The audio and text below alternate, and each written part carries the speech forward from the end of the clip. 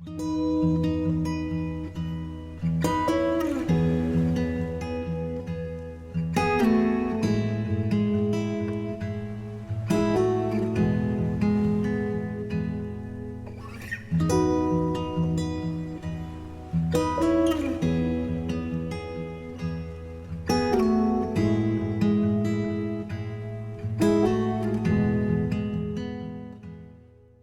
everyone, it's Megan. Welcome back to my channel. Welcome to my channel. If this is your first time here, make sure that you hit that subscribe button down below and give this video a thumbs up if you enjoy it.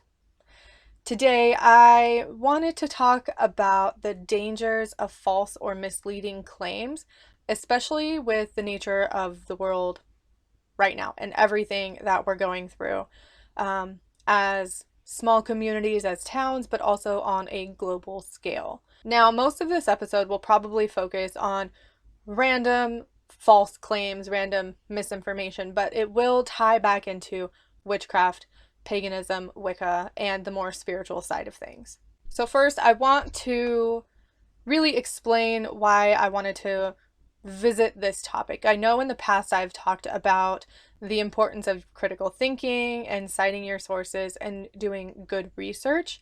And with the current pandemic that we're in as a global community, there is a lot of misinformation out there, and this misinformation is being spread either purposefully by someone who may have an agenda behind whatever it is that they're spreading, or it's being spread by not, I don't want to say by accident, because the people that are spreading it on purpose, but the misinformation is spread either on purpose or through negligence. Because in my opinion, if you are spreading a claim that you cannot back up or verify, then you are spreading information in a negligent manner. That is part of the problem. So the main idea of this came about because of the pandemic, but I will tie it into Wicca and paganism and witchcraft more towards the end of the episode. But I want to go and give examples and ideas of different types of misinformation and really how it spreads. And it will all tie back in together, I promise. Just stick with me for this and we will get through it together.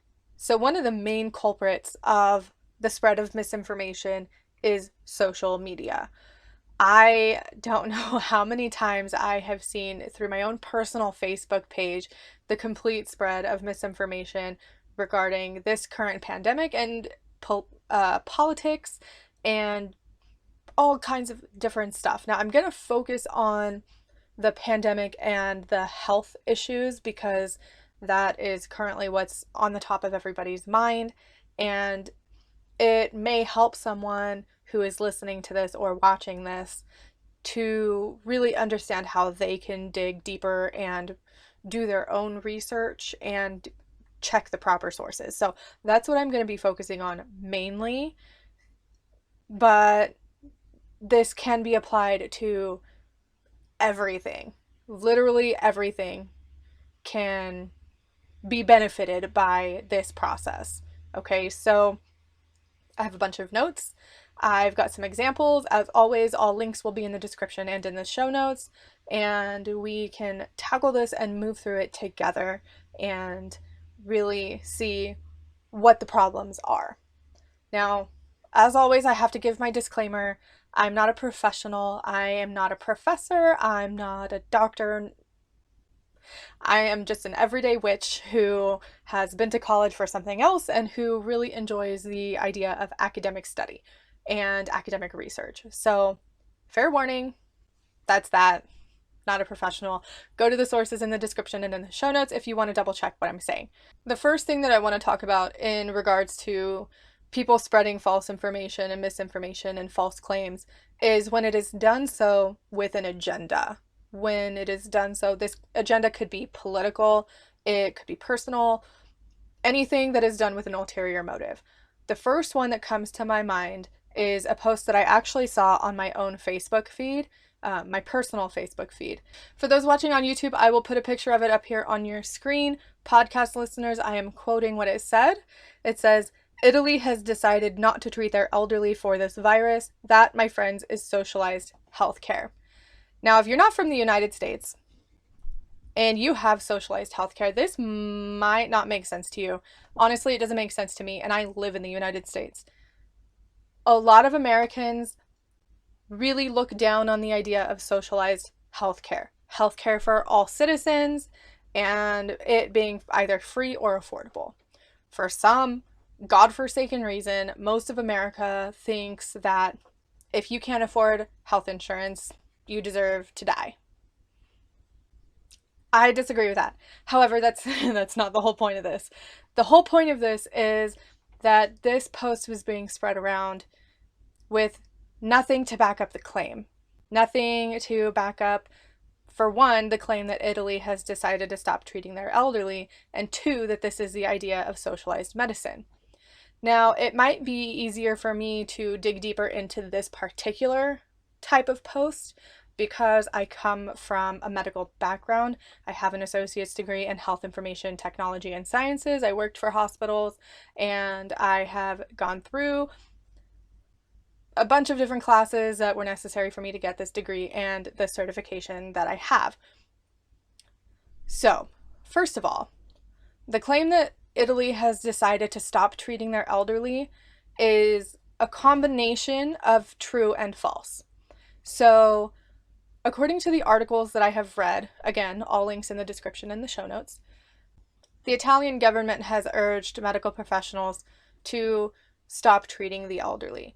That is the headline, essentially, that's being spread around. But if you look deeper into it and you're familiar with the processes in the medical field when disaster strikes, you'll know that that's a clickbait headline, because it's not just Italy has stopped treating their elderly. What it is something called catastrophe medicine or disaster medicine. And it's not just Italy that has to do it. It is something that is normally written into every single emergency procedure, emergency policies and procedures for healthcare facilities, hospitals, long-term care facilities, hospice, urgent cares, even family practice offices. They all have to have these emergency response protocols, okay? And catastrophe medicine is essentially, it has nothing to do with socialized healthcare, but it has everything to do with the allocation of resources. Essentially, catastrophe medicine means that there are way too many patients for the limited amount of doctors and resources that are available to them. So they have to resort to something called catastrophe medicine. In these situations, patients are no longer treated on a first come, first served basis. They are treated based on the likelihood of survival. Now, this is something that happens during pandemics. It's something that happens during natural disasters. It's also something that happens during wartime. So when you go through and you look at it a little more, I mean, the average person, if they would have looked up the article literally says catastrophe medicine in it. It explains what catastrophe medicine is. So even if you didn't know what it was and you go and you look for the source of that claim, you will find that the claim is false. The premise of the claim is false, because what they're doing is they're trying to push their agenda onto the American public and say, this is why we don't want socialized healthcare, because they're going to stop treating our elderly. They're going to stop treating the sick people. They're only going to treat the young people. These are all arguments that I have seen made against socialized healthcare in the United States. I'm not going to get into the argument of socialized healthcare because that's not the point of this episode, but quickly you can see that if you were to just type into Google, Italy stopped treating the elderly, you will come to these articles that talk about catastrophe medicine. And you can see that the premise behind that post is completely false and misleading. Now, whether it's being spread on purpose, I have to believe that it's being spread on purpose just because I don't have a lot of faith in the American public anymore, or out of negligence. But when I see things like this on my own Facebook feed, I do take the time, most times, sometimes it's too draining, I do take the time to respond and say, actually, you're wrong and here's why. And I have quotations and articles and different things to back up my claim and why it's wrong. I don't do this because I am trying to change that person's mind, because chances are, if they're posting it without fact checking what they're posting, the likelihood of me changing their mind is slim to none. But what does happen is I comment on the post, and then anybody else that comes to read the post can read what I have written and the sources that I have provided, and maybe it can help stop the spread of misinformation. Now, another issue I have has to do with MLMs and people that are trying to profit off of misinformation and misleading information.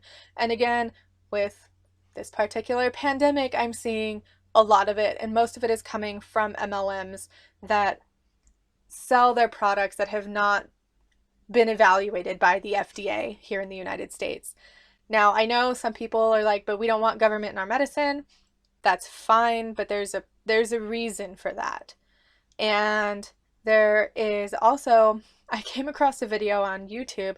I'll leave the link in the description and in the show notes, of someone who is claiming that juicing, I think it was a whole onion, a whole lemon, and a big thing of ginger, juicing it all and then drinking it would cure you of the virus if you had it, and that once you take like 1 or 2 sips, you're going to start to gag and cough up phlegm and gross stuff. And they claimed that this was because the like nanoparticles or something within the juice that you made is going into your lungs and attaching to the virus and all that nasty stuff that you need to get out of your body.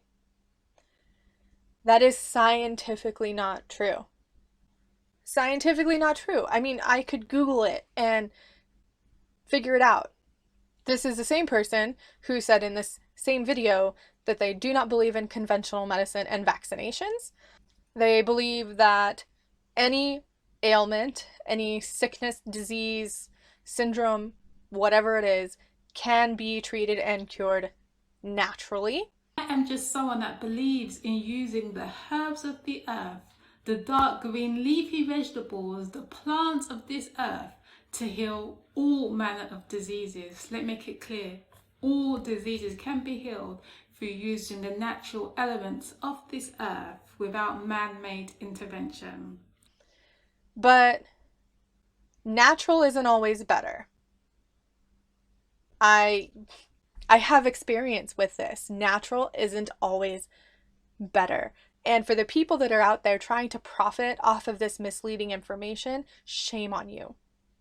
Shame on you, because what you're doing is you're feeding into the fear of big pharma and the government's trying to control you. And that's really damaging. Now, I'm not saying that I am completely pro-government, because I have a lot of issues with the government in the United States. But what I do take issue with is people feeding the fear. And when you talk about things being natural, natural isn't always better. Cyanide is natural, but it can kill you. I remember working in a health food store. This health food store sold all natural and organic products. They also had an entire section of vitamins and supplements. And I think it's apricot seeds that people were eating. And they touted apricot seeds as being so great for you. Let me make sure that it's apricot seeds really quick before I continue with this. Okay, so it is the apricot seeds, apricot kernels. And I found something here. This is a Wikipedia article, but it does lead to other more scientific and fact-based articles. Don't use Wikipedia as a primary source, people, please. It's a good starting point, but don't stop there. So it says an apricot kernel is the seed of an apricot which is located within the hard endocarp, blah, blah, blah. It is known for containing something called amygdalin, which is a poisonous compound. Together with the related synthetic compound lateral, amygdalin has been marketed as an alternative cancer treatment. I would get people coming into the store all the time trying to treat their cancer naturally, which, if you can find something that treats cancer naturally, by all means, do it. Okay? But they were coming in looking for these apricot kernels. We would sell out of them all the time. They'd come in bags. On the bag is a warning that says not to eat more than like 4 or 5 because they're poisonous, because apricot kernels contain cyanide. Eating too many apricot kernels will lead to cyanide poisoning. Natural isn't always better. Hey, editing Megan here. I just wanted to clarify something that I said. I had said that the apricot kernels contain cyanide, but that's not accurate. That's not entirely true. So, the apricot kernels contain amygdalin, which is in turn metabolized in the body and turned into cyanide. So, apricot kernels themselves don't contain cyanide. They contain something that turns into cyanide. I wanted to clarify that, especially considering this episode is about misleading and false information. So that has been clarified. So I said earlier that the spread of misinformation is either on purpose or due to negligence. I personally do not like to share information unless I can back up the claim within the information if I'm passing it off as fact. Now, like for those apricot kernels, I can back that up. I have sources and scientific information to back up the claim that you shouldn't eat 1,000,000 apricot kernels because you can kill yourself accidentally. Okay? But the spread of misinformation in any community, whether on purpose or out of negligence, can be the downfall of that community. And this goes back to propaganda. And it's more apparent when you look at it in terms of propaganda. And think back to what Germany did during the Holocaust and all of the propaganda that Hitler created to place the burden of the entire country on the backs of the Jews, who then ended up meeting a horrible fate. Okay? The spread of misinformation can be the downfall of a community. And in this case, when we're talking about a global pandemic, it can be the downfall of a city, it can be the downfall of a state or a country or even the world. And this is why I believe so heavily in citing your sources and validating the information that you're passing off as fact. And going back to the claims of treating coronavirus or any pandemic or illness or disease with herbs and supplements, if it works, that's amazing. If it works. Now, here in the United States, we have something called the FDA, the Food and Drug Administration. They are the ones that are responsible for clinical testing of medications and vaccines before they can make claims that a particular substance, like ibuprofen, can do specific things. They're the ones that decide that because they go through a scientific process and it has to be proven that it's effective in what it does. Now, we have the FDA for a reason, because they're responsible for the clinical testing and the scientific side of things. Your average person is not gonna know the clinical testing process and how many trials a certain substance has to go through and what the success rate has to be in order for it to be deemed appropriate or deemed successful. There's certain percentages and different criteria that it has to meet. We're not going to know that as the average person because it's not our job.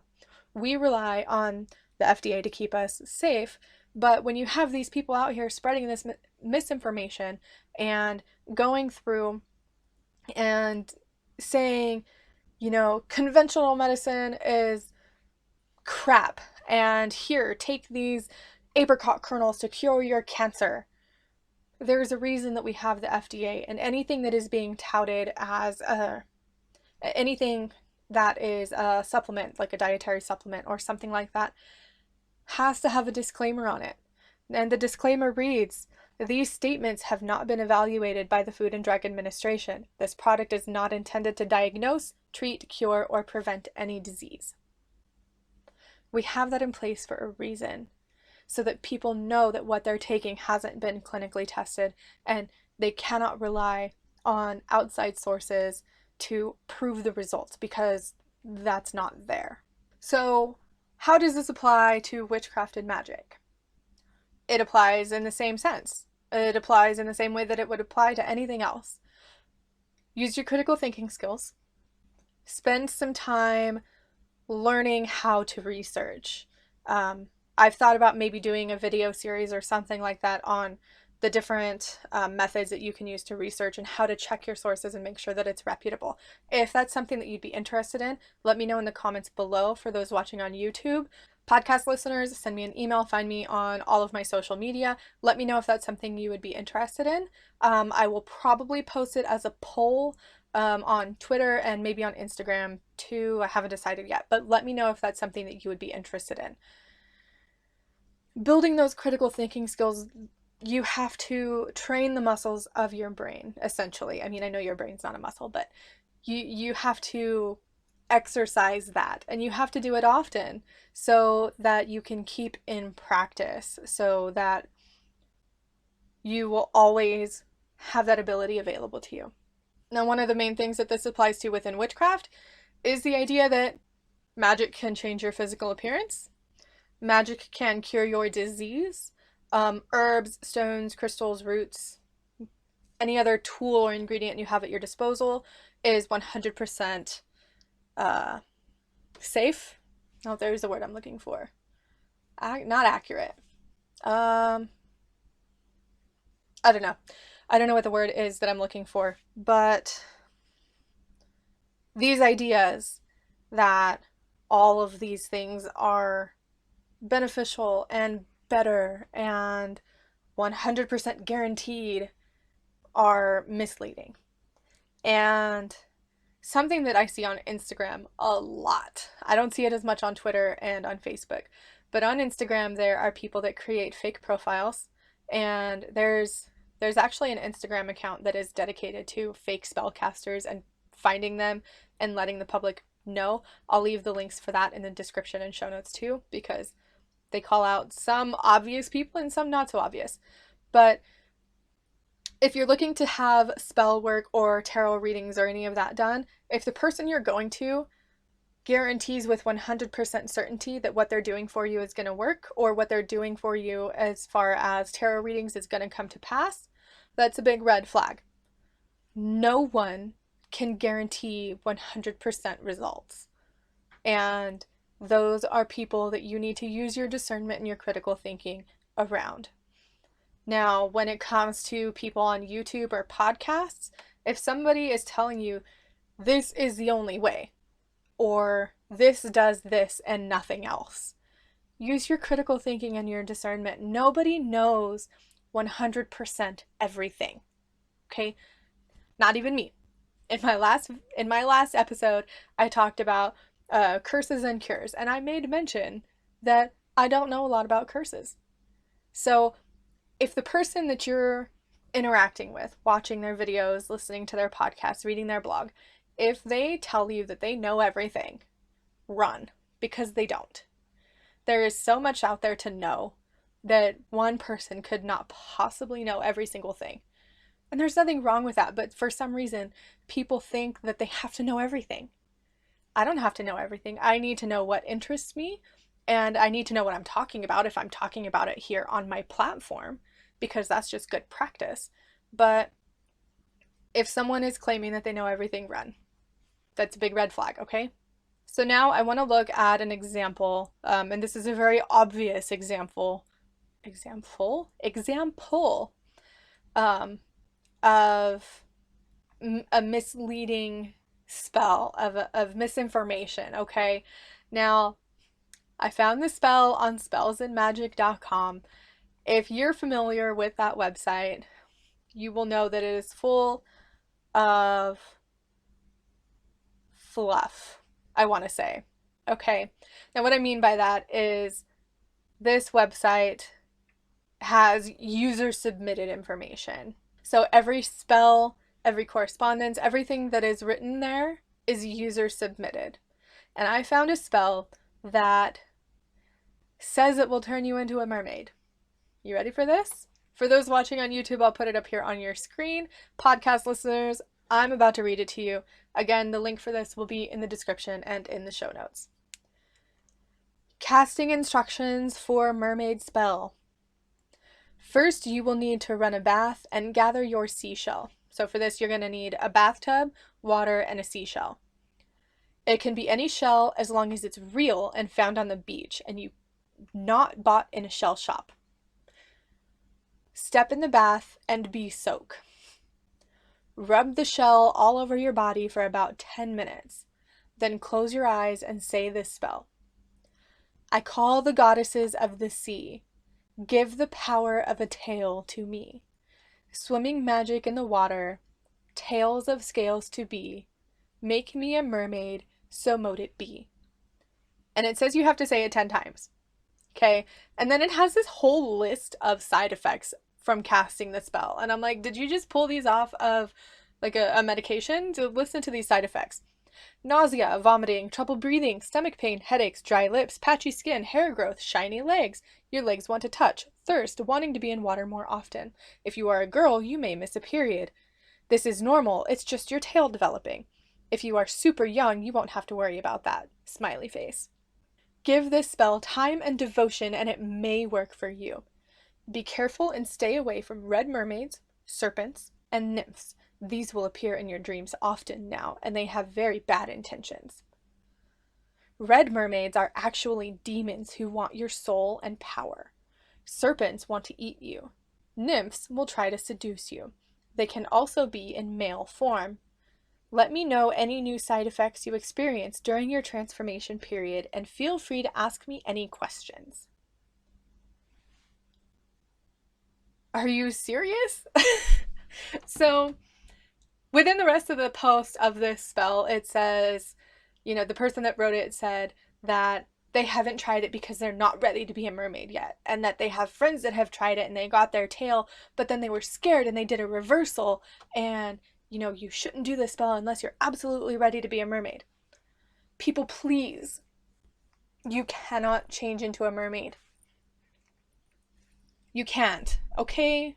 If you could, I'm sure more people would know about it, and we would have plenty of mermaids swimming around in the ocean, cleaning up our reefs and whatnot, but that's not happening because it's fantasy, okay? So that's a really obvious example of misleading information. This is outright false, but they are writing it and claiming that it's true and that it's going to happen. If you've done this spell and you turned into a mermaid, I'd love to know. I want to talk to you.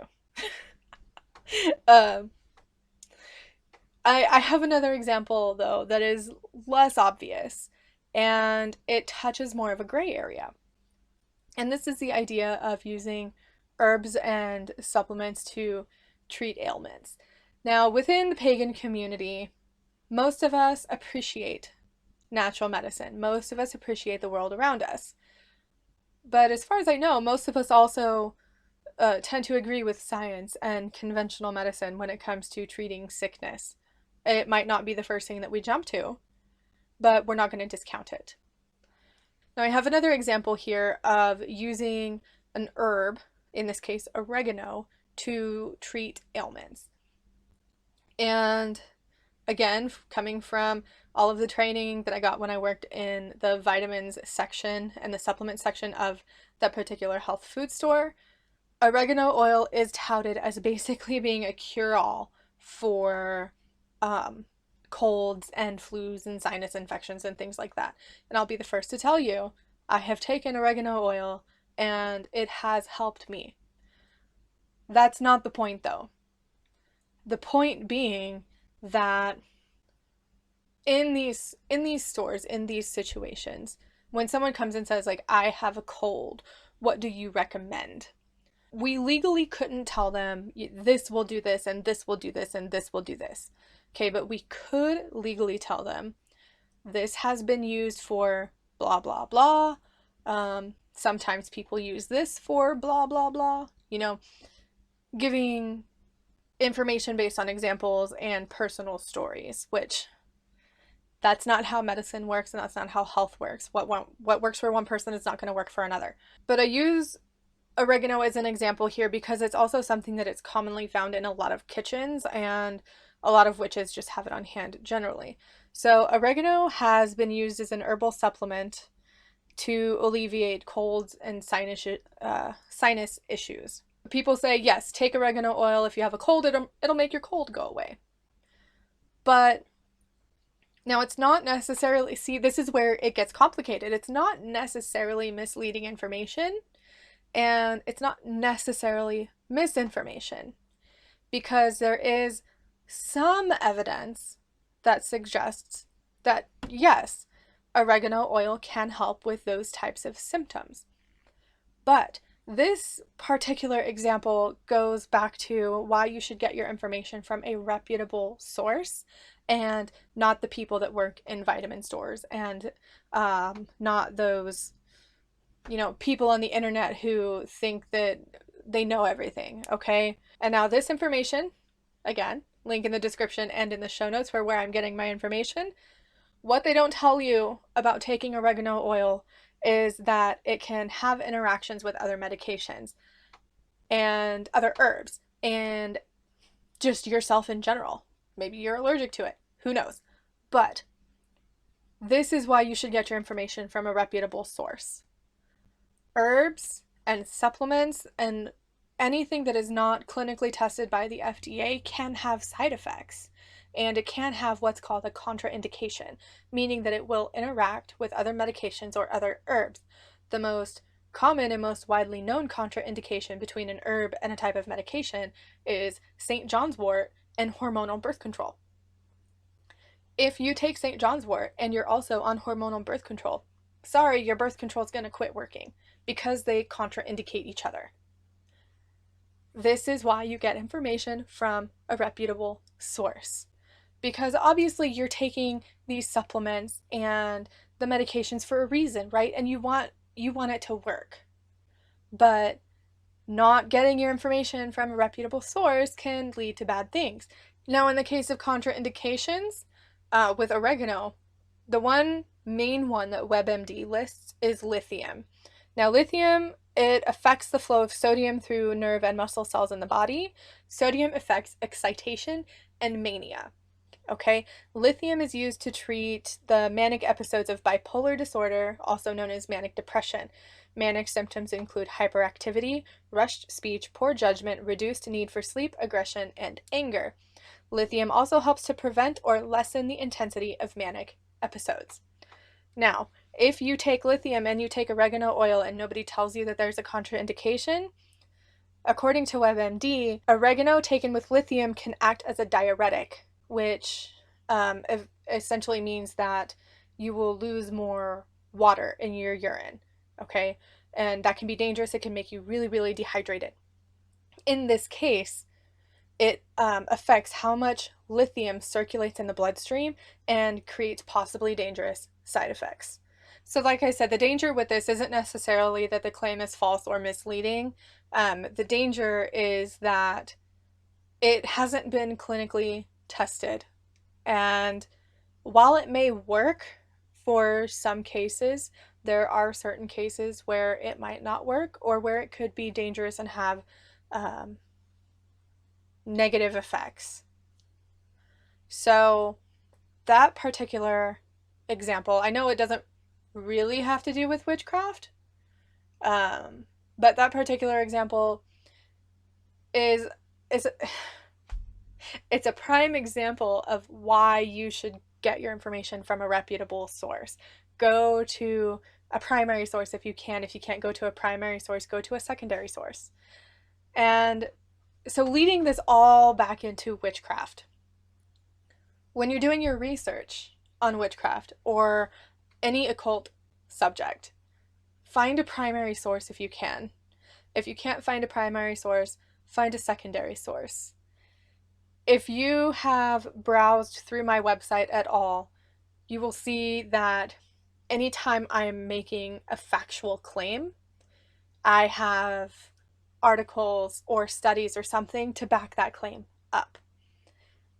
Anytime I'm making a claim that I don't, I will say, this is my belief, or this is just speculation, like I did in my last episode about Budapest, or about Z Budapest, and what I was speculating on her ideas in curses and hexes.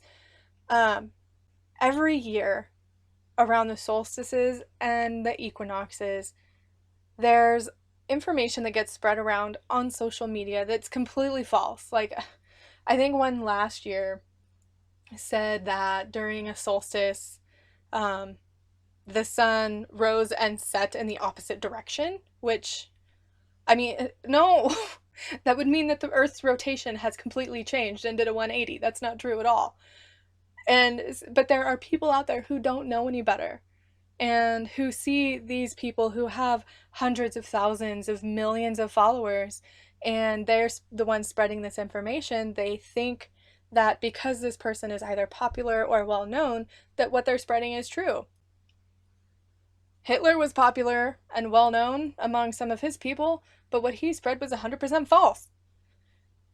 I mean, and look at a medical example of this, about getting information from a reputable source and going to primary sources. The whole idea that vaccines cause autism is based on a debunked scientific study.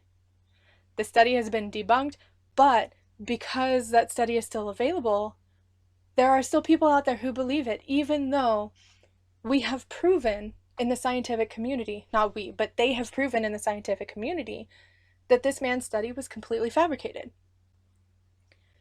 But your average person, they either don't know or they're too lazy to go find out the information for themselves. They think that everything is available on the internet, so you should be able to just be fed the information. And I see that a lot in the witchcraft and the pagan community with new people coming in. And you need to exercise your own critical thinking skills, because only you can formulate your beliefs and what you think is right and what you believe is right. But when it comes to things like solstices and the history of something or the scientific nature of something, those are things that can be proven. The solstices and the equinoxes are astronomical events. The solstices, day and night, are longer depending on if it's summer or winter solstice. The equinoxes, day and night, are almost equal in length. Those can be proven. History can mostly be proven. We can go back to the primary sources and see that the history of witchcraft and the history of Wicca dates back to the 50s and Gerald Gardner, and anything further than that is simply speculation and people trying their best to figure out if Wicca is older, because primary sources are hard to find in that case because of the nature of history and the occult world at the time. But I guess this is just a really long-winded revisitation of using your critical thinking skills and learning how to research things properly. So again, just to reiterate, think before you spread information, cite your damn sources, and don't cause more damage to a community out of negligence. This was a heavy episode. These kinds of topics get me riled up because it's just the kind of person that I am, I suppose. So again, if you want me to do an episode or a video on how I go about doing academic research, the sources that I use, how to figure out if it's a reputable source or not, let me know in the comments below. Podcast listeners, reach out to me on social media. I will gladly do a video on that subject because I think it's something that the entire human population can benefit from, especially in times like we're facing right now. So cite your sources, get your information from reputable sources, and don't spread misinformation. I will talk to you later. Bye for now.